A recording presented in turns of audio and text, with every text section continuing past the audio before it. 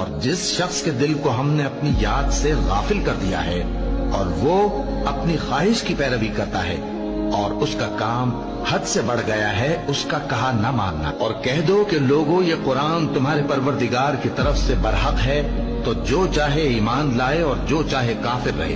हमने जालिमों के लिए दोज़ख की आग तैयार कर रखी है।